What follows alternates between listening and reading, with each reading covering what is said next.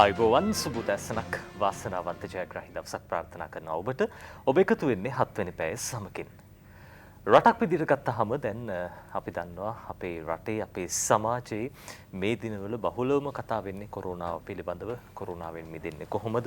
රටක් විදිහට අපි කොරෝනාවත් එක්ක ඉදිරියට ඒ අභියෝග ජයගන්නේ කොහොමද? සමාජයක් විදිහට රටක් විදිහට හිතනකොට සමාජ ආරක්ෂණය කියන ක්ෂේත්‍රය නැත්තම් සමාජ ආරක්ෂණය කියන ඒ මහා දැවැන්ත මාතෘකාව බොහොම වටිනවා. ඒ නිසාම අද දවසේ අපි හිතුවා 7 වෙනි පැය වෙන් කරන්න සමාජ ආරක්ෂණය පිළිබඳව. සමහරට ඔබ සමාජ ආරක්ෂණය කියන්නේ කොයි වගේ ක්ෂේත්‍රයක්ද, කොයි වගේ පුළුල් වපසරියක් තියෙන දෙයක්ද කියන කාරණා පිළිබඳව දන්නවත් ඇති, දැනුවත් නැතුවත් ඇති.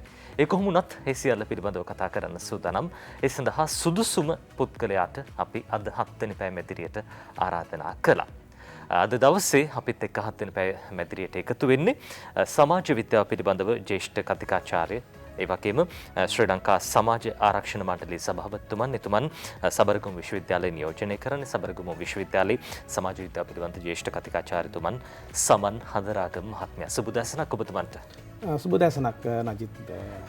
අද දවසේ දැන් අපි සමාජ ආරක්ෂණය පිළිබඳව වඩාත් කතා කරන සූදානම්. රටක් විදිහට දැන් බොහෝ දෙනෙක් කතා වෙනවා මේ සමන් මහත්මයා මේ සමාජ ආරක්ෂණය පිළිබඳව දැන් ඔබතුමන් දරන තනතුරත් එක්ක ශ්‍රී ලංකා සමාජ ආරක්ෂණ මණ්ඩලයේ සභාපතිතුමන් සහ විෂය දැනුම ඔබතුමන් සතු තියෙන සමාජ විද්‍යාව පිළිබඳව ජ්‍යෙෂ්ඨ කතිකාචාර්යවරයෙක් සබරගමු විශ්වවිද්‍යාලයේ.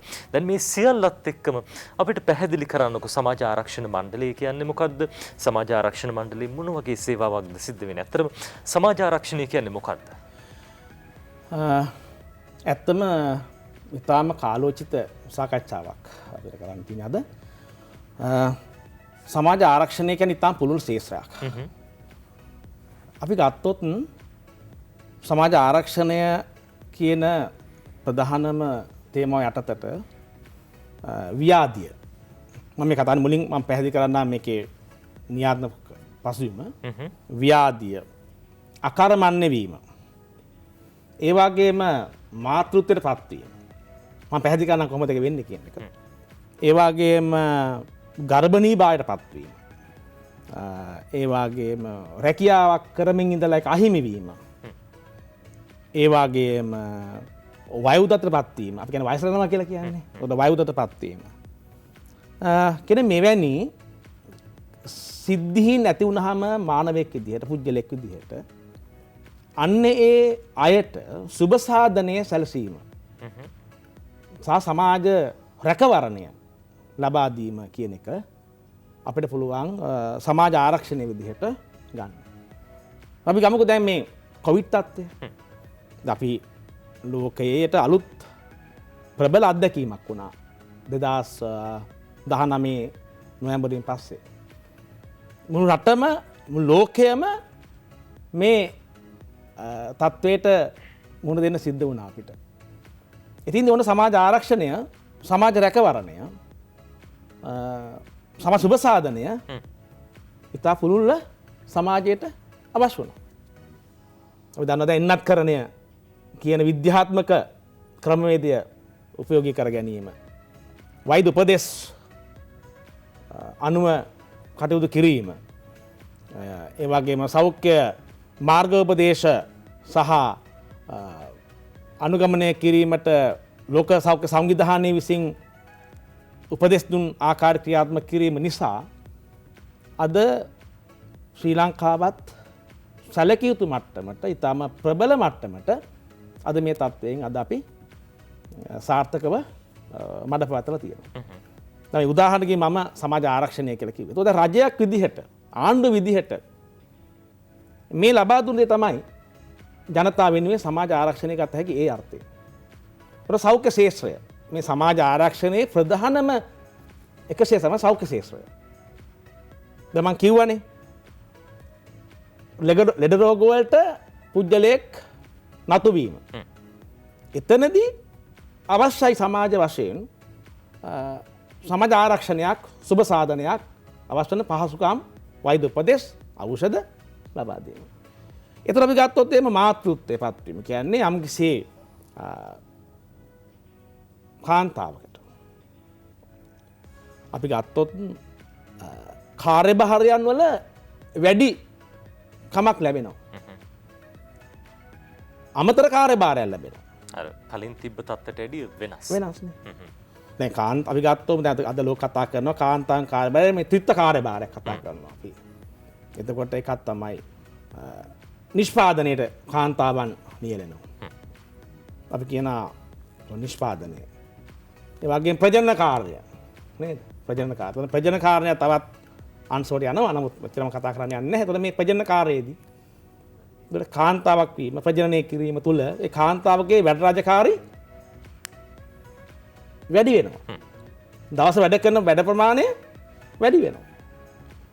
ඒත් මේ කාරණාවලදී ඉතින් යම් කිසි ආකාරයකට සමාජයෙන් උදව්වක්, රැකවරණයක්, සහයෝගයක් අවශ්‍ය නිසා තමයි නීති සකසලා තියෙන්නේ ඒ කාන්තාවන්ට මවක් වීම නිසා ප්‍රසූත නිවාඩු ආදී සකසලා තියෙන නිසා තමයි. අපි ගත්තොත් එහෙම ඒතර ගර්භණී අතරපත් වීම. ඒ කාරණයටත් සමාජ ආරක්ෂණ නිසා තමයි මාර්තු සායන නේද? සෞඛ්‍ය පහසුකම් විශේෂඥ වෛද්‍යවරුන්ගේ වෙනම අංශ විතරක් නෙමෙයි බලන්න. ඒ ගර්භණී තත්වය සහ දරුවේ ප්‍රසූත කිරීම කාරණයට සඳහාම වෙන වෙන්විච්ච රෝහල් පද්ධතියක් ලංකාවේ ලෝකේ තියෙන. මේ කාරණේ අවශ්‍යතාවය නිසා ඒ කියන්නේ විශේෂයෙන්ම අවශ්‍ය වෙන සහයෝගය ඕන නිසා. හොඳ. ඔබතුමා කියන කරුණුත් එක්ක අපිට පැහැදිලි වෙනවා දැන් රටක් විදිහට රජයක් විදිහට අර සමාජ ආරක්ෂණය සැලසිය යුතුයි කියන පදනමේ දැන් තමයි ඔබතුමන් ඔය කතා කරන්නේ සහ බොහෝ දේවල් සලස්වලා තියෙනවා ඒ කටයුතු වෙනුවෙන්. සමාජ ආරක්ෂණ ජාතික මණ්ඩලය මොකද්ද මේ තැන? මේ ආයතනය මොකද්ද කෙරෙන්නේ කාර්යභාරය මොකක්ද? ඔව්. ඒ නිසා තමයි මෙතින්දී මම කිව්ව කාරණා ගණනාවක්. මේ කාරණා ගණනාවෙන් ප්‍රධාන එක කාරණාවක් තමයි මම වයෝ උද්දතරපත් වීම කියන කාරණය. අන්න එයට උත්තරයක් ලබා දෙනකොට අපි දන්නවා සම්බලකාය තුල කෙනෙක් සක්‍රියව යම්කිසි කෙනෙක් ජීවිතයේ ක්‍රියාශීලීව වෘත්තීන් වල යෙදෙනවා. නමුත් යම් කාලයක් ගියට පස්සේ වෘත්තීන් සාර්ථක කරන්න බැරි වෙනකොට තමයි අපි කියන්නේ විශ්‍රාම ලබනවා නැත්නම් රැකියාව කරන්න හැකියාව කරන්න අකර්මණයපත් වෙන්න පුළුවන්. ඒ නිසා තමයි සමාජ ආරක්ෂණය තව පැත්තකින්. මොනවද ඒවට තියෙන්නේ? අපි ලංකාව බලමු. අපි දන්නවා ලංකාවේ රාජ්‍ය සේවකයන් තියෙන විශ්‍රාමයටපත් තියෙනවා. ඒ රාජ්‍ය සේවකයන්ට ඒත් හැමෝටම නැහැ. රාජ්‍යයේ සේවකයන්ගෙන් විශ්‍රාමයට තියෙන රැකියාව තියෙන විශ්‍රාමයටපත් තියෙනවා. නමුත් සේවක අර්ථ සාධක අරමුදල් තියෙනවා. සේවක බාරකාර අරමුදල් තියෙනවා. ඒ අදාළ ආයතන ක්‍රියාත්මක කිමින් ඒ රැකියා කරන කාලය යම්කිසි මුදලක් එකතු කරලා විශ්‍රාම යනකොට ඒක මුදලක් ලබා දෙනවා. සේවකයාගෙන් සහ සේවකයාගෙන් එකතු වෙන මුදල පොලි සහිතව. තව පාරිශෝධීමනා අපි කියන්නේ ග්‍රැටිවිටි කියලා කියන්නේ. පාරිශෝධීමන ඒකත් තව එකක් තියෙනවා. තව රජය සහ පෞද්ගලික අංශ ක්‍රියාත්මක රක්ෂණ ක්‍රමයන් තියෙනවා. මම මුලින් කිව්වා වගේ සෞඛ්‍ය සේවාවක් වෙනම තියෙනවා. වැඩිහිටියන්ට නොමිලේලා ශ්‍රී ලංකාව ගත්තොත් එහෙම නිදහස් සෞඛ්‍ය සේවාවක්. දැන් මේ සියල්ල මේ සමාජ ආරක්ෂණයේ කොටස්.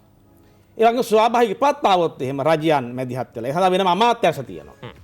ඒ ස්වාභාවික ඉපතක් ඇවිල්ලා આવොත් එහෙම ඒ ස්වාභාවික ඉපතට අවශ්‍ය වෙන අවස්ථානුකූලව අවශ්‍ය වෙන සහයෝගය ඒ අදාළ පුජ්‍යලයන්ට ලබා දෙනවා. ආපදා කළමනාකරණය. ඊට අමතරව තමයි මේ මණ්ඩලය 1996 මගාතින් මේ පනත 1996 අංක 17 දරන සමාජ ආරක්ෂණ මණ්ඩලයේ පනත. ඊට පස්සේ මේ පනත නැවතත් සංශෝධනය කරලා 99 අංක 33 දරන සමාජ ආරක්ෂණ මණ්ඩලය සංශෝධන පනත. මේ පනත් දෙකෙන් තමයි මේ ආයතනය ස්ථාපිත කරලා සංවර්ධනය කරලා දැනට ක්‍රියාත්මක වෙන්නේ මේ වර්ෂයට අවුරුදු 25ක් වෙනවා මේ ආයතනය. ඒක තමයි සුවිශේෂී කාලය. හොඳයි. දැන් මේ මණ්ඩලයේ වර්තමානයේ තියෙන්නේ මුදල් අමාත්‍යාංශය යටතේ පවතින සමෘද්ධි ගෘහාර්ථික ශුද්ධ මූල්‍ය ස්වයං රැකියා හා ව්‍යාපාර සංවර්ධන රාජ්‍ය අමාත්‍යාංශය යටතේ තියෙන රාජ්‍ය ආයතනයක්. මේක රාජ්‍ය මණ්ඩලයක්. අපේ ප්‍රධානම කාර්යභාරය මේ පනත අනුව අපිට කාර්යභාරයන් කීපයක් කියලා තියෙනවා. ඒ අතරින් ප්‍රධානම කාර්යභාරය තමයි විශ්‍රාමටුපක් ලබා දීම. කාටද ලබා දෙන විශ්‍රාමටුප? ලබා දෙන්න විශ්‍රාමටුප මේ රටේ සුවහසක් ජනතාවට. කොහොමද ලබා දෙන්නේ මේක? හැමෝටම ලබා ගන්න පුළුවන්ද? ඔව්. හැමෝටම කියන්නේ කාටද? රජයේ විශ්‍රාමටුපක් හිමියන් ලැබෙන්නේ නැහැ. මොකද රජයට දිත්ත බරක් දරන්න අමාරුයිනේ. එතකොට රජයේ දැනට විශ්‍රාමටුපක් ලබන්නේ නැති විශේෂයෙන් ස්වයං රැකියා කරන අයට. ඒ වගේම වෙනත් ආකාරයේ පෞද්ගලික අංශේ රාජ්‍යවන අංශේ රැකියාවන් කරන අයට විතරක් නෙමෙයි ඔබට උනත් විශ්‍රාමටුප ලබන්නේ නැත්නම් රජයේ රැකියාවකින් ඒ ඔබට උනත් මේක ලබා ගැනීම හැකියාව තියෙනවා. දැන් මේකත් කියන්න ඕනේ රජයෙන් විශාල මුදලක් මාසිකව සහ වාර්ෂිකව මේ සඳහා දරනවා. කොහොමද දරන්නේ? දරන ආකාර ගණනාවක් තියෙනවා. දැන් මේක රාජ්‍ය මණ්ඩලයක් නිසා මේ මණ්ඩලයට අවශ්‍ය වෙන ප්‍රතිපාදන භාණ්ඩාගාරයෙන් මාසිකව වාර්ෂිකව ලබා දෙමින් මේ සමාජ සත්කාරය, මේ සමාජ සුබසාධන ක්‍රමෝපාය, මේ සමාජ ආරක්ෂණ ක්‍රමවේදය සාර්ථකව සමාජය තුළ පුළුල් කරන්න, දියත් කරන්න, ජනතාවට සුබ සපයන්න අවශ්‍ය වන සහයෝගය ලබා දෙනවා. හොඳ. ඔබතුමා සඳහන් කළා දැන් රජයේ විශ්‍රාම වැටුපක් හිමින් නොවන ඒ වගේම දැන් ඔය ස්වයං රැකියාවක් කරන කෙනෙක් උනත් මේක ලබා ගන්න හැකියාවක් තියෙන කියලා මොන වගේ ක්‍රියාපටිපාටියක්ද තියෙන්නේ? දැන් කෙනෙක් තුළ බලාපොරොත්තුවක් තියෙනවා නම් විශේෂයෙන්ම දැන් මට ආදායමක් හම්බ වෙන්නේ නැහැ, මං අසරණ භාවයටපත් වෙලා ඉන්නේ වගේ කෙනෙක්ට මේ සඳහා අයදුම් කරන්න ඕනේද? කොහොමද නැත්නම් ඔබතුමන්ලා ගිහිල්ලා මේ පිරිස් තෝරගෙන ඒ සමාජ ආරක්ෂණයේ කටයුතු සිද්ධ කරනවද? එතන අපි ආකාර ඒ සෑම ආකාරයකින්ම වෙනවා. මෙහෙමයි. අපේ ආයතනය ප්‍රධාන කාර්යාලය මම කිව්වා අමාත්‍යාංශයක් රාජ්‍යවලට තියෙන කියලා. ස්ථාපිත කරලා තියෙන්නේ භූමියක වශයෙන් රාජගිරිය තමයි ප්‍රධාන කාර්යාලය. රජයේම ගොඩනැගිල්ලක මේ ආයතනය තියෙනවා. එතකොට මේ ආයතනයේ ශාඛා ශ්‍රී ලංකාවේ සෑම පරිපාලන දිස්ත්‍රික්කයකම දිස්ත්‍රික් ලේකම්වරුන්ගේ අපි කියන්නේ දිසාපතිවරුන්ගේ කියලා. සාමාන්‍යයෙන් ජනතාව කියන්නේ කච්චේරිය කියලා. අනේ කච්චේරියේ අපේ ශාඛාවන් තියෙනවා. උතුරු නැගෙනහිර ඇතුළුව ලංකාවේ සියලුම පරිපාලන දිස්ත්‍රික් 25ම අපේ ශාඛාවන් තියෙනවා. අපේ නිලධාරී මණ්ඩලයේ නිලධාරීන් ඒ කාර්යාලවල ඉන්නවා. සමාජ ආරක්ෂණ උප ශාඛාවක් තියෙනවා. අපි නිලධාරීන් ඉන්නවා. එතකොට ඒ අය අතර සම්බන්ධික නිලධාරීන් ඉන්නවා. ඒ වගේම ජේෂ්ඨ සම්බන්ධ නිලධාරීන් ඉන්නවා. ඒ අය නිතර අපි ප්‍රධාන කාර්යාලයේ සාමාන්‍යකාරතුමා, සභාපතිවරයා, නියෝජ්‍ය සාමාන්‍යකාරීතුක සම්බන්ධ වෙලා ඒ වගේ දිස්ත්‍රික් පරිපාලන සඳහා වෙනම සහකාර සාමාන්‍යකාරීවරයෙක් ඉන්න මේ යටතේ ඉතාම හොඳ සංනිවේදනයක් පවත්වමින් අපි දීපු යාත්‍රව මේ කාර්ය කරගෙන යනවා. හොඳයි අපිට මොහොතක් දෙන්න අපි වෙලා බලලා දෙන්න. හොඳයි අපි කතා කරමු.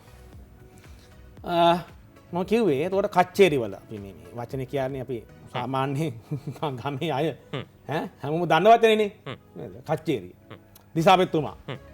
එහෙම කොහොමද දන්නවනේ ගොඩක් දෙන්නේ. ඒකට මේ කච්චේරියේ දිසාපතිතුමාගේ කාර්යාලයේ අපේ ශාඛාවන් තියෙනවා 25ම. ඒකට ඒ අතරේ අපිත් එක්ක සම්බන්ධ වෙලා තියෙනවා මේ රටේ වර්තමානයේ අපි සම්බන්ධ කරගත්තා සම්බන්ධ වෙලා ඉන්නවා ප්‍රාදේශීය ලේකම්වරු ලංකාවේ. ඒ දිසාපතිතුමා මේ කාර්යයට උපරිම සහයෝගයක් දක්වනවා. දිසාපතිවරු සියලු දෙනා ලංකාවේ ඉන්න. දිසාපතිවරු ඉතාම උනන්දු සහගත වැඩසටහනක් මේක. ඒකට දිසාපතිවරු යටතේ තිබෙන ප්‍රාදේශීය ලේකම් කාර්යාල ප්‍රාදේශීය ලේකම්වරු සහකාර ප්‍රාදේශීය ලේකම්වරු සහ වරියන් ප්‍රාදේශීය ලේකම්වරියන් මේක ක්‍රියාත්මක කරනවා. එයටද ඉන්නවා අපිට ග්‍රාමීණ නිලධාරී ජාලයක් ලංකාවේ. ඒ වගේ මේකට සම්බන්ධයි අපිත් එක්කලා සමෘද්ධි දෙපාර්තමේන්තුව.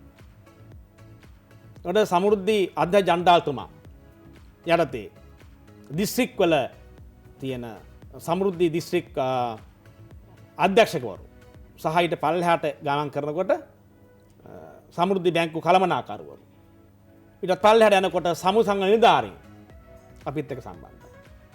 ඔවුන් අපේ සමාජිකයෝ ප්‍රවර්ධනය කිරීමේ කාර්යයේ ඔවුන් අපේ සමාජිකයෝ බඳවා ගැනීමේ කාර්යයේ නියන් රාජ්‍ය නිලධාරීන්. අපිට අලුතෙන් හැකියාවල් ලැබුණා තව පැත්තකට පුළුල් කරන්න මේ මෑතකදී සුදුසු කටයුතු අමාත්‍යාංශයේ රාජ්‍ය අමාත්‍යාංශයේ ලේකම්තුමා නිකුත් කරපු ලේඛනයක් අනුව ලංකාවේ සියලුම ආර්ථික සංවර්ධන නිලධාරීන් හැම ගමකම ඉන්නවනේ නේද? ඔතන මේ අපි කියන්නේ අර සෑම ගමකම සංගම් නිලධාරීපෘති සැලසුම් කරන කළමනාකරණය කිරීමට පත් කළ තියෙන නිලධාරීන්. එතකොට මේ අය සැලසුම් අධ්‍යක්ෂකවරු යටතේ කටයුතු කරන්නේ. මේ නිලධාරීන් අලුත් එකතු වුණා. ඔවුන් මේ ජාලේ සමාජ ප්‍රවර්ධනය සහ සමාජිකයන් කරුණු දැනුවත් කිරීමේ කාර්යය. අපේ ඉන්න සම්බන්ධික නිලධාරීන්, ජේ සම්බන්ධ නිලධාරීන් ස්ථානවලට ගිහිල්ලා දැනුවත් කිරීම කරනවා වෙනම අපේම. එවං අපේ තව ඉන්නවා නජිත් වෙනම ලංකා පුරා විසිරුණ ස්වාධීන අලවි ස්වාධීනව සම්බන්ධ වෙච්ච ඒගොල්ලෝ රජයේ සේවකයෝ නෙමෙයි කිසිම ආයතනයක. ඒතකොට ඒ නිලධාරීන් බඳව ගත්තා ඉන්නවා. ඒ අයත් මේ කාර්ය ප්‍රවර්ධනය කිරීම කටයුතු කරනවා. සමාජීය බදවා ගැනීම කාර්ය කරනවා. දැනුවත් කිරීමේ කාර්ය කරනවා. ඒ විදිහට මේ කටයුත්ත ඒ තුන්වෙනි ආකාරයෙන් කරනවා. හොඳයි සමන් මහත්තයා දැන් ඔබතුමන් කියන විදිහට බොහෝ පිරිසක් මේ සඳහා වෙහෙස මහන්සිලා කැපෙලා කටයුතු කරනවා. දැන් මේ ප්‍රතිලාභ ලබා ගන්න පිරිස දැන්ට කොච්චර විතර පිරිසක් ඉන්නවද ප්‍රතිලාභීන් සහ මේ ප්‍රතිලාභ ලබා ගන්නත් බලාපොරොත්තු වෙන පිරිසක් ඇති ලබා ගත්ත පිරිසකුත් ඇති කොච්චර විතර පිරිසක් මේ විදිහට ඔබතුමන්ලා එක්ක සම්බන්ධ වෙලා හිටියද සහ ඉන්නවද? ඔව්. ඉතාම හොඳ ප්‍රශ්නයක්. අපේ දැන්ට ලංකා පුරාවට බැඳුන සමාජිකයෝ ලක්ෂ 8කට ආසන්නයි. ලක්ෂ 8ක් පමණ සමාජිකයෝ බැඳලා තියෙනවා. මේ ප්‍රමාණය අපිට අවශ්‍ය වෙන්නේ මේ අවශ්‍යයේ අපි බලාපොරොත්තු වන ආකාරයට මේ කොවිඩ් තත්ත්වයට එක්කලා ශේෂයට යන්න බාධාවන් වුණා. ඒ වුණත් අපි ගිය වර්ෂයේ 35000ක් අලුතෙන් බදව ගත්තා. මේ එනකොට මේ කාලය තුල. හැබැයි අපේ ඉලක්කය තිබුණේ වර්ෂයකට ලක්ෂයක් බදව ගන්නවා. රාජ්‍ය ප්‍රතිපත්තියනේ. සැමට 25ක් කියන තේමාවනේ තියෙන්නේ. අධික ජනාධිපතිතුමාගේ ප්‍රතිපත්ති ප්‍රකාශය. ඒක අනුව සැමට 25ක් කියන තේමාව යටතේ යනකොට අපි මේ වැඩපිළිවෙල පුළුල්ව ක්‍රියාත්මක කරන්න. මොකද අපිට ශේෂ්ඨයට යන්න එපා. අපිට මිනිස්සු හම්බෙන්න යන්න එපා. කතා කරන්න යන්න එපා මිනිස්සුත් එක්ක අපි. ඉතින් මේ කාර්යය සීමා වුණා රට වසා තැබීම සහ නිරෝධන ඇඳිරි නීතිය ආදී නිසා සීමා වුණා. නමුත් අපිට පුළුවන්කම ලැබුණා ඒ සීමාවන් බිඳගෙන වුණත් අපිට යන්න දැනට අපි ලංකාවේ සමාජිකයෝ ලක්ෂ 8කට ආසන්නක් ඉන්නවා. ඒ ප්‍රමාණය ඇති කියලා මම කියන්නේ නැහැ. පොඩි විශාල ප්‍රමාණය ලංකාවේ ඉන්නවා මේ ශේෂ අදාළ කරගන්න පුළුවන්. ඒ අතරින් අය හොඳ ප්‍රශ්නය. අය මාසිකව මිලියන 29ක් පමණ අපේ මණ්ඩලය විසින් සෑම මාසකම ජනතාවට විශ්‍රාමයට ලබා දෙනවා. අපෙන් මාසිකව දැනට විශ්‍රාමයට ලබන ප්‍රමාණය 35000කට ආසන්නයි. අපි සෑම මාසෙම 35000ට විශ්‍රාමයට දෙනවා. ඒක වෙනස් වෙනවා නජිත් මොකද අලුතෙන් එකතු වෙනා මාසිකව අවුරුදු 60 පිරෙනවානේ. දැන් අපි විශ්‍රාමයට හිමිකම ලැබෙන්නේ අවුරුදු 60න්. ඒකට 60න් ඒකට කෙනෙක් මිය ගියාම ඒක අඩු වෙනත යන්නේ නැතුව නවතින. ඒ වගේම නිතරම මේක සංඛ්‍යාව සෑම මාසෙකම වෙනස් වෙනවා. නමුත් දල වශයෙන් අපි කියමු 35000ක් කියලා. 35000කට අපි ලංකාවේ දැනට විශ්‍රම ලබා දෙනවා. සාමාන්‍යයෙන් එක් පුද්ගලයෙකුට කොපමණ මුදලක් ලබා දෙන්න මාසිකවද ලබා දෙන්නේ? ඔව් මේක මාසික ලබා දෙන්නේ අපි.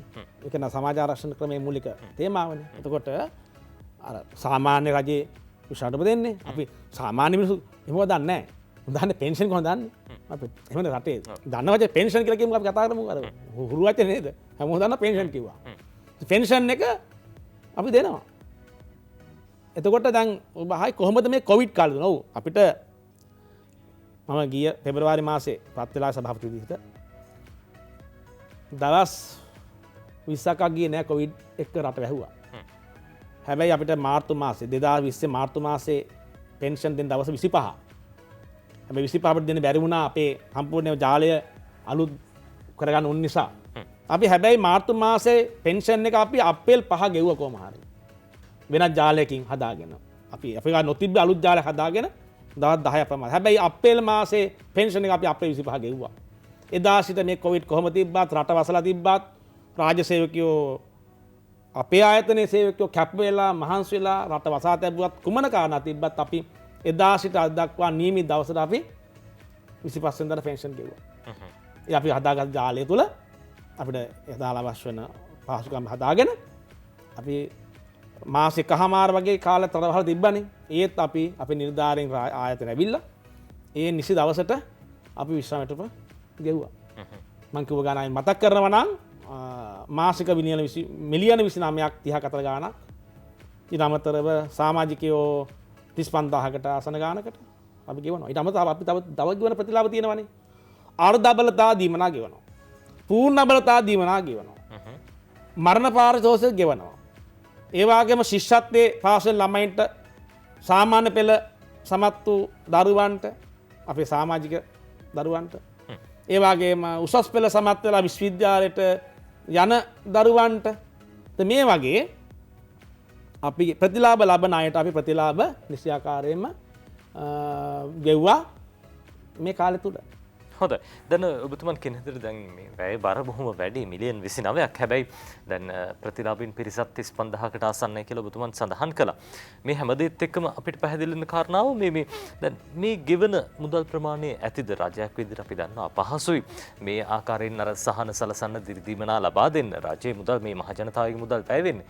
හැබැයි මේ ගෙවන මුදල ප්‍රමාණවත්ද සමන් මහත්මයා මේ ගැන සෑහීමකටපත් වෙන්න පුළුවන්ද ඉස්සරහට මේ මුදල වැඩි කරන්න බලාපොරොත්තුවක් තියනවාද? මෙහෙමයි මම හිතන්නේ මෙහෙම කිව්වොත් ඒක නිවැරදි. අපේ මුදල් අපි දෙන්නේ මාසිකව භාණ්ඩාගාර බරක් නැතුව. රජයට ආණ්ඩු බරක් නැතුව. ඔබ හිතන්නේ කොහොමද කරන්න කියලා. ඒක තමයි ක්‍රමය. අපි ගාව තියෙනවා අරමුදලක්. ඒ අරමුදලට මුදල් දුන්නේ ආරම්භ කරන රජය. ඒ වගේම නොයෙකුත් ආකාරයෙන් අපිට අරමුදල සත්‍යමත් කරන්න භාණ්ඩාගාරය දීලා තියෙනවා. ඊට අමතරව අපි අර සමාජික බඳව ගන්නවානේ. ඉතින් මෙතින්දී අර මම කිව්වොත් ඔයාට මෙහෙම අපි තේරුම් ගන්න පහසු කිමුකෝ. දැන් ඔයාට EPF හම්බෙන්නේ කොහමද? අපි කියන සේවක අර්ථ සාධක හම්බෙන්නේ කොහමද? සේවකයා සහ සේවය දෙපාර්ශ්වය විසින් මාසිකව තමන් ගන්න වැටුපෙන් මාසිකව ඉතුරු කරන දෙයකින්නේ. දායක මුදලින් ඒව තමයි මේක. අපේ සමාජික වුණාට පසුව එයාට පුළුවන් මාසිකව අවුරුදු 60 දක්වා අපිට දායක වෙන්න. ඒ මුදල් යන්නේ අපි අරමුදලට. ඒ වගේම එයාට පුළුවන් ත්‍රිමාසිකව අපිට දායක මුදල් ගෙවන්න. ඒ යන්නේ මුදල් යන්නේ අපේ අරමුදලට. නැත්නම් වාර්ෂිකව පුළුවන් එයාට දායක මුදල් ගෙවන්න. ඒ කියන්නේ තද අරමුදලට. එහෙම නැත්නම් එකවර පුළුවන් මුදලක් එකවර ගෙවලා Tamanට මේ දායක වෙන්න. එකපාරයි ගෙවන්න. ඊට පස්සේ ගෙවන්නේ. ඒක ගෙවලා ඊට පස්සේ හැබැයි ඔහුට අපි 1000 සිට අවුරුදු 60 ඉඳලා මිය යන තෙක් මිය ගියත් ඔහුගේ හෝ ඇයගේ කලත්‍රයට නීති අනුකූල බිරිඳ ස්වාමියාට හෝ විවාහජ නැති කෙනෙක් කියමුකෝ. ඔහු නම් කරන වෙනත් කෙනෙකුට. ඒක මුලින් නම් කරන්න ඕනේ මේ යන්නේ ඉස්සෙල්ලා. ඒ ආට අපි මේක ගෙවනවා. හොඳයි. දැන් සමාජික සියලු දෙනාම දායක මුදල් ගෙවීම අනිවාර්යද ඒ කාරණාව? ඔව් සමාජික වෙනකොටම අපි givisගත්ත මුදලක් තියෙනවානේ. අපි givis ගන්නවා මේ මණ්ඩලයත් එක්කලා ඒ සමාජිකයා ඔහුට 60 සිට ලැබිය යුතු විශ්‍රාමයේ ප්‍රමාණය කීයද කියලා. ඔතේ ඒ ප්‍රමාණය අනුව අපේ තියෙන සූත්‍ර ආදිය සහ අදාළ විද්‍යාත්මක ක්‍රමවේදයන් අපි ගාව තියෙනවා. ඒ අනුව ඔහුගේ වයසත් එක්ක බලනවා අපි ඔහු කොතරම් මුදලක් මාසිකව අපිට ගෙවන්න ඕනද කියලා. නැත්තම් වාර්ෂිකව නම් වාර්ෂික වන්නද අනුව මේක අනික විශේෂයෙන් අවධානය කරන්න ඕන අජිත් මේක සුබසාධන ක්‍රමෝපායක්නේ. ව්‍යාපාරය කරමුණක් නෑ මේක හොඳේ. ව්‍යාපාරය කරමුණක් නෑ මේ ලාභ උපරිමය කිරීමක් නෑ අපිට. අපි දකින රක්ෂණාවරණ ලබා ගන්නකොට ඔය වගේ තත්ත්වයන් තියෙනවා. රක්ෂණාවරණ ලබා ගැනීමේ. ඔව් මේ ගැන කතා කරන්න වඩා මම කැමති අපේ ගැන කතා කරන්න. මේක රජයේ වැඩක්නේ. මේක රජයේ ජනතාව වෙනුවෙන් හදපු සුබසාධන ක්‍රමෝපායක්. සහ විශ්වාසය අතින් ගත්තහම රජයේ ආයතනයක් නිසා විශ්වාසය සහතිකයි තහවුරු. සහතිකය කියන්නේ මෙහෙමනේ භාණ්ඩාගාරයේ අපේ අධ්‍යක්ෂ මණ්ඩලයේ භාණ්ඩාගාරයේ නියෝජ්‍ය අධ්‍යක්ෂවරයෙක් ඉන්නවා අනිවාර්යයෙන්. ඒක පනතම කියලා තියෙනවා. ඔහු රාජ්‍ය නිලධාරියෙක්නේ. දැන් භාණ්ඩාගාරයේ මේනකොටත් ඉන්නවා නියෝජ්‍ය අධ්‍යක්ෂවරයෙක් අපේ මණ්ඩලයේ අධ්‍යක්ෂ මණ්ඩලයේ නම 7 දෙනෙක් ඉන්නවා. සභාපතිවරයා ඇතුළුව 7 දෙනාගේ එක්කෙනෙක් අනිවාර්ය රාජ්‍ය නිලධාරියෙක්. ඔහු අනිවාර්යෙන් මහා භාණ්ඩාගාරයේ සහකාර අධ්‍යක්ෂවරයෙකු අධ්‍යක්ෂකයෙකු නියෝජ්‍ය අධ්‍යක්ෂවරයෙක්. රාජ්‍ය නිලධාරියෙක්. පරිපාලන නිලධාරියෙක් ඔහු ඉන්නවා. කොට අමාත්‍යංශ යක් යටතේ ක්‍රියාත්මක වෙන්නේ. කොට අමාත්‍යංශ ලේකම්වරයෙක් අපි පාලනය කරනවා. කොට අමාත්‍යංශ ලේකම්වරයා රාජ්‍ය නිලධාරියෙක්. ඒ වගේම අපේ මණ්ඩලය ඇතුළෙම තියෙනවා විගණන අංශයක්. ඒ වගේම අපේ ආයතනය රජ්‍ය විගණන දෙපාර්තමේන්තුව විගණනය කරනවා. ඒ වගේම මහා භාණ්ඩාගාරය අපිට උපමාන ලබා දෙනවා. මුදල් අමාත්‍ය ලේකම්තුමා රාජ්‍ය නිලධාරියෙක්. ඒ යටත් තමයි අපි මේ ආයතනය කළමනාකරණය කරන්නේ. අපිට අමාත්‍යවරයෙක් ඉන්නවා. රාජ්‍ය අමාත්‍යවරයෙක් ඉන්නවා. ඔවුන් බැඳී සිටිනවා පාර්ලිමේන්තුවට. හොඳයි. දැන් අනික අපේ මණ්ඩලය පාර්ලිමේන්තුවට වක් කියන බැඳී සිටින පාර්ලිමේන්තුව අහලා දාන කෝප් කියලා කියන්නේ. කෝප් මාන එකට අපි වක් කියනවා. පාර්ලිමේන්තුව වක් කියන්නේ මුදල් ගන්න සඳහා. දැන් හොඳයි සහතිකයත් එක්ක ඔබතුමන්ට මොන වගේ යෝජනා ක්‍රමද හඳුන්වලා දීලා තියෙන්නේ? දැන් අපි දකිනවා විවිධ ආකාරයේ සැලසුම් පිළිබඳව කතා බහ කරනවා. විශේෂයෙන්ම රටේ ජනතාවට මේ පිළිබඳව දැනුවත් වෙන්න මේ කොයි වගේ යෝජනා ක්‍රමද තියෙන්නේ මේ ආරක්ෂණ ක්‍රමෝපායන් තුල? ඔව්. දැන් මේක මම කිව්වනේ 100ක රාජ්‍ය වකීම සහිත ව්‍යාපෘතියක් කියලා. දැන් අපි ක්‍රියාත්මක කරනවා නාජීත් යෝජනා ක්‍රම දෙකක් අර බ්‍රෑන්ඩ් කියලා අපි කියන්නේ නම් ආරක්ෂාව කියලා එකයි සුරකම කියලා එකයි. හරිද? ආරක්ෂාව කියලා එකයි සුරකම කියලා එකයි. දැන් මුලින්ම මම යන්නම් සුරකම කියන එකට. සුරකම කියලා කියන යෝජනා ක්‍රමය අවුරුදු 18 සිට අවුරුදු 59 දක්වා කෙනෙකුට සමාජගත ලබාගත හැකි ක්‍රමයක්. සුරකම කියලා කියන්නේ. අවුරුදු 18 සිට 59 දක්වා සාමය ලබා ගන්න පුළුවන්. එතකොට ඔහුට පුළුවන් මේ දක්වා ඔහුට මාසිකව හෝ ත්‍රිමාසිකව හෝ වාර්ෂිකව හෝ එකවර හෝ මුදල් ගෙවලා මේක සාමය ලබා ගන්න. ඒ සුරකම. ඒ යෝජනා ක්‍රමයෙන් පස්සේ ඔහුට 60 ඉඳලා විශ්වයට ලබා දෙනවා. ඔහි කලාතර ලබා දෙනවා. එකක්. දෙවෙනි යෝජනා ක්‍රම ආරක්ෂාව කියන එක. ආරක්ෂාව කියන එක මජිත් ඉතා හරි වැදගත් මේ මං කියන කාරණය. මං අහන ප්‍රශ්නයක් අහන ඔයාගෙන්. ඇයි මිනිස්සු රජය රැකියාවට යන ඔච්චර ආස කරන්නේ? කරුණු ගණනාවක් ඇති. පළවෙනි කාරණාව එකක් විශ්‍රාමයට කියන එක අපි හිතමු එක දෙක කිය තුන කියමුකෝ අපි. හරි. තව කාරණා ගොඩක් තියෙනවා. ඒ කාරණේ විශ්‍රාමයට කියන එක. ඔය ඉගෙන ගන්න අය කැමති නේද රජය රැකියාවට එන්න? ඇයි මෙච්චර අයිදුම්පත් එන්නේ රජය රැකියාවන් වලට? ඒ තනතුරේම පෞද්ගලික අංශය හෝ වෙනත් අංශයේ වැටුප වැඩි. අපි දැක්කනේ අපි ඉතින් විශ්වවිද්‍යාල ගාන අපි දැක්ක දේ තමයි අපි ළමයින්ගේ අහුවොත් එහෙම මොකද්ද උපාධිය අරන් කරන්න කියලා. හැමෝගේ මානසික 90ක්ම කියන්නේ තනතුරක් කිව්වොත් එම් රජය රැකියාවක තමයි කියන්නේ. හිතනවා මේ උපාධියක් ගත්තාම රජය රැකිය නෑ. එහෙම නෙමෙයි. අයි අපිට ව්‍යවසායකයෙක් වෙන්න බැරි. අයි අපිට ස්වයං රැකියාවක් කරලා සාර්ථක ව්‍යාපාරයක් වෙන්න බැරි. අයි අපිට වැටුප් සහ පහසුකම් අධික පෞද්ගලික හෝ රාජ්‍ය සංවිධානයක රැකියාවට යන්න බැරි. ඇයි මේ රජය රැකියාවක්ම හිතන්න? හොඳයි. ඒ ගැන අපිට කතා කරන්න මොහොතක් දෙන්න. අපි සූදානම් විරාමයක් ලබා ගන්න. විරාමයෙන් පස්සෙත් අපි එකතු වෙමු 7 වෙනි පැය සමගින්.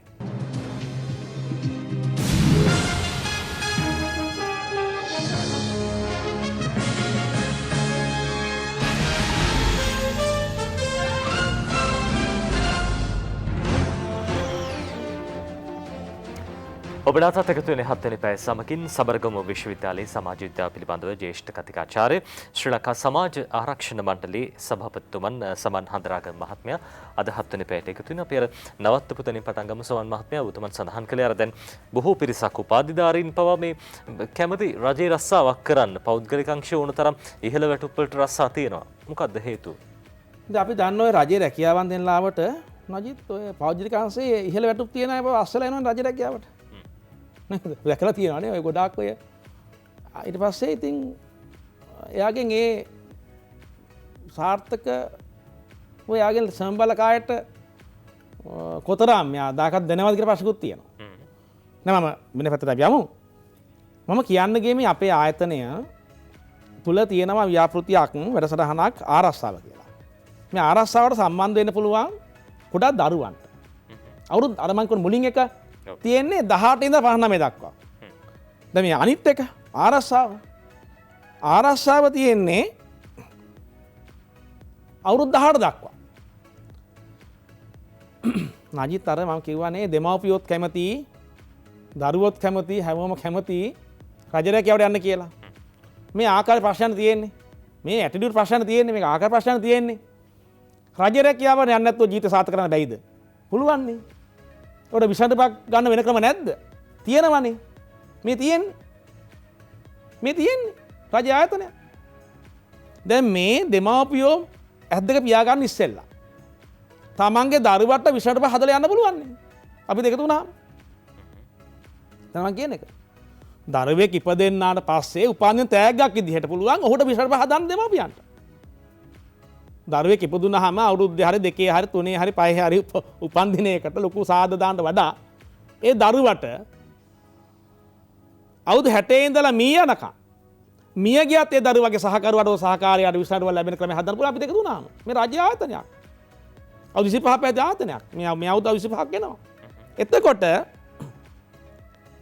ඒ දරුවට ගෙවන්න ඕනි නජිත් අවුරුදු 18 දක්වා විතරයි. ඒ කියන්නේ දෙමව්පියෝ ඉන්නවා ජීවත් වෙලා. නේ සාමාන්‍ය ඉන්නවනේ.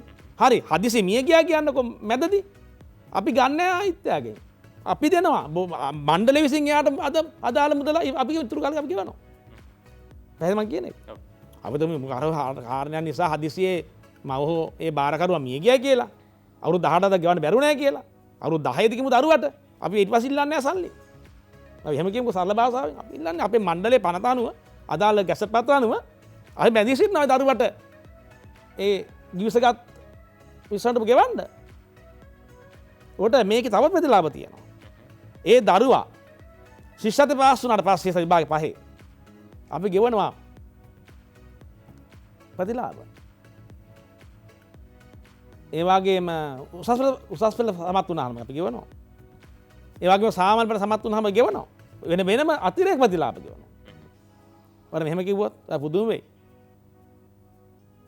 අපිත් මේ දරුවට අපිත් ගිවිස ගත්තේ උදාහරණයක් කියන්නේ අපිත් අපි මේ දරුවට ගිවිස ගත්තේ අවුරුදු 60 ඉඳලා ලක්ෂක පෙන්ෂන් එකක් කියලා. දෙමාපියෝ දරුවට දැන් අද නෙමෙයිනේ. දැන් ඒ ළමයා දැනට වයස අවුරුදු 5යි කියමුකෝ. අවුරුදු 55කින් ලැබෙන පෙන්ෂන් එක. එතකොට අපි අවුරුදු 55කින් උඩ අපි එක වෙනවා දෙගොල්ලෝ එක දෙමාපියෝ අපි උඩ අවුරුදු 60 ඉඳලා මියන්තෙක් ඔහුගේ සහකාරයට අවුරුදු 60 ලක්ෂක පෙන්ෂන් එකක් ගෙවනවා.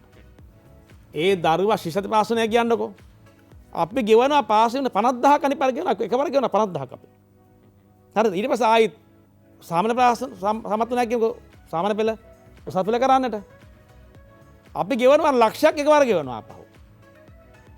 හරි. ඊට පස්සේ දෙවෙනි හතුන්වෙනි කාරණේ. උසස් පෙළ සමත් වෙලා රජයේ විශ්වවිද්‍යාලයට ගියා කියන්නකෝ. අපි ලක්ෂ 2ක් එකවර දෙනවා. අපි ලක්ෂ 2ක් එකවර දෙනවා මේ ළමයි උසස් අධ්‍යාපනය සාර්ථක කරගන්න. ඊට පස්සේ අවුරුදු 18 ඉඳන් 60 දක්වා සත්‍යයක්වත් අපි ගන්නෙ නැහැ. සත්‍යයක්වත් අපි ගන්නෙ නැහැ. ඒ කිවිස ගන්න කාලය තුල විතරයි. ඔව් 18 දක්වා විතරයි ගන්නෙ. දරුවා අවුරුදු 5 නම් 5 ඉඳන් අවුරුදු 18 දක්වා ගන්නෙ. ඒ අතරතුරේ දැන් බලන්න. ඒ දරුවට 60 ඉඳලා මිය යනකම් ඒ දරුවා වැඩි හිටියෙක් වෙලා එයාගේ කලත්‍රයට ආයිත් ඒ දරුවා ශිෂ්‍යත්ව සමත් වුණාම අපි දෙවන ප්‍රතිලාභ සාමාන්‍ය සමත් වුණාම කියන ප්‍රතිලාභ උසස් පෙළ සමත් වුණාම කියන ප්‍රතිලාභ ඒවත් එක්කනේ. ඒ වගේ ක්‍රමපාය මේක මේ රජය මෙහෙම කරන්න. දැන් මේව කරත හැකිද කියන පෞද්ගලික අංශයට? පුළුවන් කරන්න බෑ. ඇයි? ලාභ උපරිමය කිරීමනේ අරමුණ. දැන් අපේ ආයතනයේ ලාභ උපරිමය කිරීමක් නැහැනේ. අපේ ආයතනයේ ප්‍රධානම කාර්යභාරය සමාජ ප්‍රසාදනය. හොඳයි. අර ඔබතුමන් කියපු කාරණා බොහොම වටිනා. දැන් ලාභ උත්පාදනය නෙමෙයි අරමුණු කරගෙන තියෙන්නේ. අර රටකට සමාජයකට වැඩදායි දෙයක් කරන්න තමයි බලාපොරොත්තු තියෙන්නේ. හැබැයි එහෙම දෙයක් කරන්න නම් දැන් ඔය ඔබතුමන් සඳහන් කරන විදිහට මේ දායක මුදල් මේ හරහා තමයි මුදල් විශේෂම මේ සඳහා හොයාගන්නේ, ඒ සඳහා යොදවන්නේ. දැන් අලාභ ලබන තත්ත්වයකට පත් වුණොත් එහෙම ඒකත් ආයතනයේ පැවැත්මට බාධාවක් නේද? කොහොමද දැන් මේ හැමදේම සමපාත කරගෙන යන්නේ? නජිත් මෙහෙමයි ඉතින්. ඒක තමයි කරුණාකරණය කියලා කියන්නේ. අවුරුදු 25ක් තිස්සේ මේ ආයතනය ආරම්භ කළා ඉඳ දවසේ ඉඳලා අද දක්වා අපි රාජ්‍යයට බරක් වෙලා නැහැනේ. රාජ්‍යය අපිට මාසිකව මේ ආයතනය ගෙනියන්න අවශ්‍ය වෙන වැටුප් එතකොට අනික් වියදම් අපිට දෙනවා.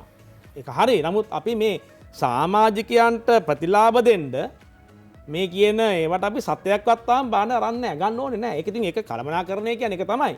මූල්‍ය විනය, මූල්‍ය කළමනාකරණ, මූල්‍ය පාලනය කියන්නේ ඒක තමයි. ඒක තමයි නිලධාරීන් ඉන්නේ, ඒක තමයි භාණ්ඩාගාරයේ නිලධාරී නියෝජිතයන් ඉන්නේ, ඒක තමයි අමාත්‍යාංශ ලේකම්වරු පාර්ලිමේන්තුව තියෙන්නේ. අපි අවසානයේ අපි ගණන් දෙන්න බෑ පාර්ලිමේන්තුවට. ඉතින් මේවා මේ කවුරු පත් වෙලාවත් මේ ජනතාවගේ සල්ලිනේ. හොඳයි. අපිට මොහොතක් දෙන්න. අපි සූදානම් විරාමයක් ලබා ගන්න.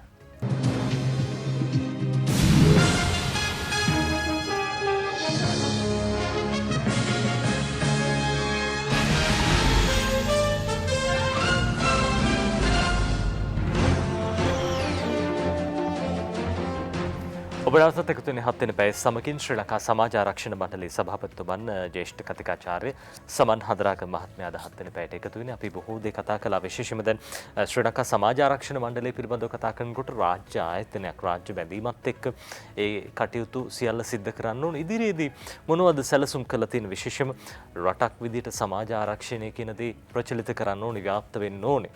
මොනවද බලාපොරොත්තු සහ සැලසුම් ඉදිරියට? නජීත් අවුරුදු 25 තිස්සේ කරපු කාර්යය සහ විශේෂයෙන් ගිය වර්ෂයේ සහ මේ වර්ෂයේ කරපු කාර්යය සහ සැලසුම් කරපු කාර්යය කතා කරන්න පැය 3-4ක් ඕනේ. තියෙන ඉතා සීමිත ගුවන් කාලය තුල කියනවා නම් අපි ව්‍යාපෘති ගණනාවක් අලුතෙන් පටන් ගත්තා. එකක් තමයි ඔබ දන්නවා නාවිකයෝ. නාවිකයෝ කියලා මේ නාවික හමුදාය නෙමෙයි හොඳේ. නැව්වල සේවය කරන ඉන්නේ. ඒ නව හිමිකරුවන් ශ්‍රී ලංකාවේ ඉන්න පුළුවන්, විදේශයේ ඉන්න පුළුවන්, සමාගමවල ඉන්න පුළුවන්. ලංකාවේ ඉන්නවා විදේශ විනිමය විශාල වශයෙන් ලංකාවට ගේන පිරිසක් ඉන්නවා මේ නාවික ශාස්ත්‍රයේ මේ නැව්වල සේවය කරන අය. නාවික ලේකම් කාර්යාලයේ දත්ත අනුව 16000ක් විතර ලංකාවේ. දැන් මේ අය සේක නැව්වලනේ වැඩි කාලයක් ඉන්නේ මුහුදේනේ. ඉතින් මේ අයට ඇත්තට මේ ක්‍රමයට සම්බන්ධ වෙන්න අපි ක්‍රියාත්මක කළා. ගිවිසුම අත්සන් කරලා නාවික ලේකම් කාර්යාලයත් එක්කලා කාමකම් දෙපාර්තමේන්තුව සම්බන්ධ වුණා. මේ කාර්යයට දැන් අපි ගැසටපත් නිකුත් කරන්න තියෙනවා නාවික ලේකම් කාර්යාලය නිකුත් කරපස ආරම්භ වෙනවා. මේ සියලුම නාවිකයන්ට අපි දෙනවා 25ක් ඉදිරියට. එතින්දී මට කියන්න විශේෂ දේ තමයි මේ සේවකයන්ගේ 7-5ක් අපි ගන්නෙ නැහැ. මේ නැව් වැඩ කරන සේවක 7-5ක් ගන්නෙ නැහැ. කාගෙන්ද ගන්නෙ? මේ නැව් හිමිකරුවන්ගෙන් ගන්න අපි සල්ලි. එක ගුණයි හිමිකරුවන් අපි එකතු වෙන්නේ. ඒකට මේ නැව් හිමිකරුවන් ඒ ව්‍යාපාරික ආයතන ඒ සමාගම් වලින් තමයි අපිට ඒ තමන්ගේ සේවකයන්ට සම්පූර්ණයෙන් මාසිකව මේ අවශ්‍ය වෙන දායකත්වය ලබා දෙන්න, මූල්‍ය ශක්තිය ලබා දෙන්න. අපිට විශාල වශයෙන් ඒ අය සියලු නැව් සමාගම් වල අය, ඒ කියන්නේ ශ්‍රී ලාංකිකයන් වැඩ කරන නැව්වල. ඒ අය. හරි. එකක් ඒක. දෙක සමෘද්ධි ව්‍යාපාරයේ අපි දන්නවා සවිබල ගැන්වෙන පවුල්. රජයෙන් නොයෙකුත් ආකාරයේ ආධාර දෙනවන සමුදය ව්‍යාපාරය හරහා ස්වයං රැකියා කරන්න අන්නේ සයිබල ගන්න පවුල් අපි එකතු කරගන්න ක්‍රියාපෘතියක් ක්‍රියාත්මක කරනවා. මම ඉතින් වේගෙන් කියන්නේ යන්නේ මේ කාරණා ටික කීපයක් කියන්න කාලයන්ව. දෙකමයි ඊළඟ කාරණේ තමයි සෞභාග්‍ය ගම් ව්‍යාපෘතියක් කරනවා. අතුක ජනාධිපතිතුමාගේ සෞභාග්‍ය ප්‍රතිපත්ති ප්‍රකාශනයට සාපේක්ෂව සෞභාග්‍ය ගම් 500ක්. ඒ ගම් වල කරන්නේ නජිත් නිෂ්පාදන ගම්. මේ නිෂ්පාදන ගම් වලින් අයි බලාපොරොත්තු වෙන රජයක් විදියට පවුල් 40000කට අධික ප්‍රමාණයක් සයි බල ගන්නන්න. මේ ව්‍යවසායකයෝනේ. මේ ව්‍යවසායකයෝ. ඒතකොට ස්වයං රැකියාවන්ට ආධාර දෙනවා ඒව කරලා මේ පවුල් 40,000කට පමණ ප්‍රමාණයකට වැඩියෙන් අපි සයි බල ගන්න බලාපොරොත්තු වෙනවා. එතකොට මෙතනදී අපි අමාත්‍ය යටතේ වෙනම සෞභාග්‍ය ව්‍යාපෘති කාර්මික කාර්යාංශයක් තියෙනවා, අධ්‍යක්ෂ ජනතාවරයෙක් ඉන්නවා. අපි බද්ධ වෙලා මේ සෞභාග්‍ය ගම් 500 සයි බැල ගන්න වෙන මේ ව්‍යවසායකයන් අපි මේ විසාඩු යෝජනා ක්‍රමයට සම්මත කිරීමේ ක්‍රියාත්මක කරන එකක් කරනවා ඒක. මොකද හේතුව ඒ අයගේ ඒ සයි බැල ගැන්වීම ප්‍රවර්තනීය වෙන්න එපා. මොකද මම සරලව කිව්වොත් එහෙම කල්පවතින්න එපා. අවුරුදු 60න් පස්සේ රැකියාව ගන්න බැරි වෙන්න පුළුවන් නේ. හැබැයි මාසිකව රජයෙන් පෙන්ෂන් එක හම්බ වෙනවා 60න් පස්සේ.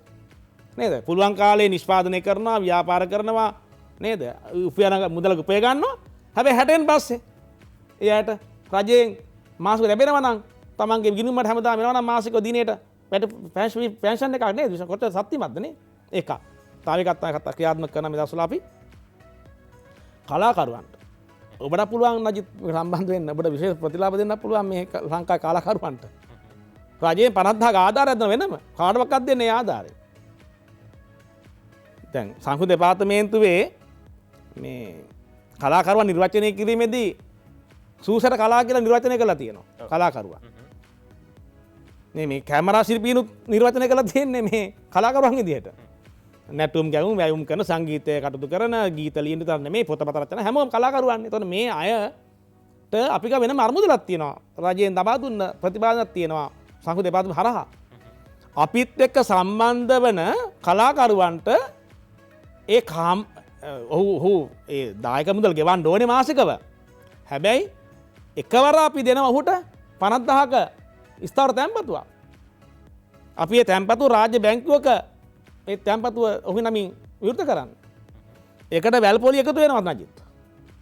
අවුරුදු 60 දී ඔහුට පුළුවන් 60 සිට විශ්‍රාම යනකම් 60 සිට මී යනකම් සහ ඔහුගේ කලත්‍රයටත් ලබා ගන්න විශ්‍රාම වැටුප විතරක් නෙමෙයි. අර 60 දී අර 50,000 මුදල අපි ස්ථාවර තැන්පත දාන රජයේ බැංකුවක. ඒ රජයේ බැංකුවක දාන ස්ථාවර තැන්පත වැල්පොලි එකතු වෙනවනේ දන්නවනේ ඉතින්.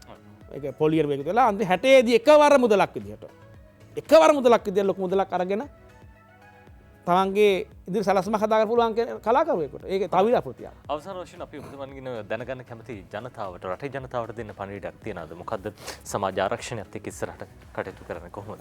තයිකම් මං කියන්නද? අපේ ප්‍රතිපත්ති ප්‍රකාශයේ තියෙනවා ජනාධිපතිතුමාගේ මේ ශාසනයට බුද්ධ ශාසනය ආරක්ෂා කරන්නට එකතු වන ගෞරවනීය පූජනීය මහා සංඝරත්නය හඳහා මේ ශාසනය බුද්ධාගම ආරක්ෂා කිරීම සංවර්ධනය කිරීම ආණ්ඩුව ව්‍යවස්ථාවේම රජයේ වගකීම. ඒ අනිත් ආගමුත් අපි ඒ ආරක්ෂා කර ගන්න ඕනේ. එතකොට මෙන්න මේ ශාසනයට සම්බන්ධ වන දරුවන්ගේ දෙමව්පියන් විශ්වාස යෝජනාවක් ආරම්භ කරලා තියෙනවා. ඒක අපි අධික ජනාධිපතිතුමාගේ ප්‍රතිපත්තිකාරය තියෙන එක අකුරු කරලා. ඒක තමයි ක්‍රියාත්මක කරනවා. එතකොට මේ අවුරුදු 60න් පස්සේ ශාසනයට දරුවන් පූජා කරන ඒ දෙමව්පියන්ට විශ්‍රාම යෝජනා ක්‍රමයක් අපි සකසලා දැන් මේ දවස්වල අවශ්‍ය ගිවිසුම් බෞද්ධ කොමසාරි ජනතාවතුමා සාකච්ඡා කරලා අත්සන් කරලා බාර දෙලා මේ කටයුතු කිරීම පවතිනවා. හොඳයි. මම කිව්ව එකයි ගුවන් කාලේ ගොඩක් ඕනේ. පැහැදිලි. වැඩසටහන ක්‍රියාත්මක කරන්න කියන්න. නමුත් මම කීපයක් වෙයි 4-5ක් කිව්වේ. වැදගත් යෝජනා රසක් ඉදිරිපත් වුණා. ඒ යෝජනා සියල්ලම ක්‍රියාත්මක කරන්න ඔබතුමා ඇතුළු පිරිසට හැකියාව ලැබෙන්න කියලාත් අපි ප්‍රාර්ථනා කරනවා. අද දවසේ අපිත් එක්ක සාකච්ඡාවට එකතු වෙන පිළිබඳව අවසාන වශයෙන් මට කියන්න තියෙන්නේ මේ මණ්ඩලයට මේ මාසෙට අවුරුදු 25ක් පිරෙනවා. 25ක් පිරෙනවා. ඉතින් 25 වෙනි රිදි ජුබිලිය සෞඛ්‍ය නිර්ණායක අනුව අපිට උත්සවාකාරයෙන් පවත්වන්නේ නැහැ අපි. නමුත් අපි තාම චාම්ම සරලව සූම් මෙවලම් පාවිච්චි කරලා අපි පවත්වනවා. අපි අමාත්‍යං ශ්‍රී ගරු රාජ්‍ය අමාත්‍ය ගරු අනුරාධපුර දිස්ත්‍රික් පාර්ලිමේන්තු මන්ත්‍රී ශිහාන් සේමසිංහ රාජමැතිතුමා සමුද්‍ර අමාත්‍යාංශ භාරවින් ඉතාම කාර්යශූර දක්ෂ හර්ෂුහසීලී අමාත්‍යවරේ. හොඳයි. එතුමාගේ ප්‍රධානත්වය අපි උසේ පවත්වනවා. එතකොට ඒකේ මට කියන්න ජනතාව කියන්නේ ඔබ හැකිතාක් අපි සම්බන්ධ වෙන්න. මම මේක කියන්නම්. අපේ දුරකථන අංකයක් තියෙනවා 0112 88 60 88. අපේ ප්‍රධාන කාර්යාලය 0112 88 60 88. මේ දුරකථන අංකයට කතා කරන්න සම්බන්ධ වෙන්න පුළුවන් හැකියාවක් තියෙනවා. ඒ සඳහා රටේ ජනතාවට අවස්ථාව හිමි වෙනවා. අපි විශේෂයෙන් ස්තුතිවන්ත වෙනවා අපිත් එක්ක අද එකතු වුණේ සබරගමු විශ්වවිද්‍යාලයේ සමාජ විද්‍යාව පිළිබඳ ජ්‍යෙෂ්ඨ කතිකාචාර්ය සමන් හදරාගම මහත්මයාතුමන් ශ්‍රී ලංකා සමාජ ආරක්ෂණ මණ්ඩලයේ සභාපතිතුමන් සමාජ ආරක්ෂණ මණ්ඩලය හරහා බොහෝ පුළුල් වැඩපිළිවෙලක් මෙහෙවරක් සිද්ධ වෙනවා රටේ ජනතාවට ඒ පිළිබඳව අද දවසේ පැහැදිලි කළේ. අපි සූදානම් අදට ඔබේ නිවසෙන් සමුගන්න යලිත් ඔබ මුණ ගැහෙන්නේ හෙට උදෑසන 7ට. ඔබට සුබ දවසක්.